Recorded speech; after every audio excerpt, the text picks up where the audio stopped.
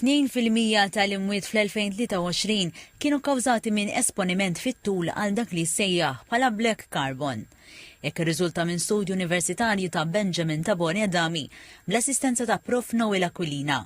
Kien hemm u fil-fatt ngħidula all cause mortality 4033, ngħidu 4000, u aħna ikkalkulajna illi 79 imwiet jistgħu jiġu attribwiti mal-espożizzjoni għal black carbon fit-tul. Iżda x'inhu black carbon? Mela dan huwa kontaminant li jiġi minn kull tip ta' ħruq, normalment ta' fuel fossilu li jista' jkun likwidu bħal m'għandek petrol, diesel, però jista' jkun ukoll solidu bħal huwa injam u karti, dak kollu li huwa ġej minn oriġini ta' karbon.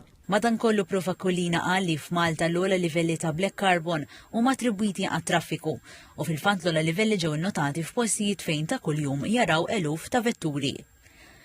L-istudent wara l-istudju Benjamin Tabone qal li dan l-istudju sar bejn Jannar u Ġunju 2025. Spjega li l-Kummissjoni Ewropea qed tirrikonoxxi li l-black carbon huwa tankwiet jekk dan ma jiġix indirizzat. U għalhekk f'direttiva dwar il-kwalità tal-arja fl-2024 obbligat li l-membri stati jagħmlu aktar monitoraġġ.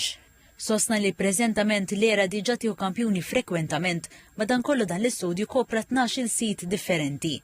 Dan jinkludi l-imġar Marsa Xlok, Florjana u Ħaddingli. Variation li hemm bej sites li huma iktar rural bħal Powder u sites li huma traffic sites bħal St. Paul's Bay u l-Imsida hemm varjazzjoni mhux ħażina bejniethom. Intant Prof Aquilina spjega kif jitqablu l-livelli ta' Malta ma' dawk barra minn xtutna. Mela jekk nikkomparaw il-livelli li kejjilna aħna komparat ma' dawk fl-Unjoni Ewropea, jekk nieħdu l-żoni li aħna nqisuhom bħala rurali tagħna huma inqas għar-raġuni li aħna ma nużawx injam biex insaħħnu d-djar tagħna fix-xitwa. Però jekk inħarsu lejn il-żoni suburbani u dawk traffikużi, aħna pjuttost fl-istess livell. Ġie notat ukoll li l-livelli ta' black carbon kienu ħafna ogħla filgħodu, mhux biss minħabba żieda fl-użu tal-karozzi, iżda li fil-għodu l-arja titħallat inqas.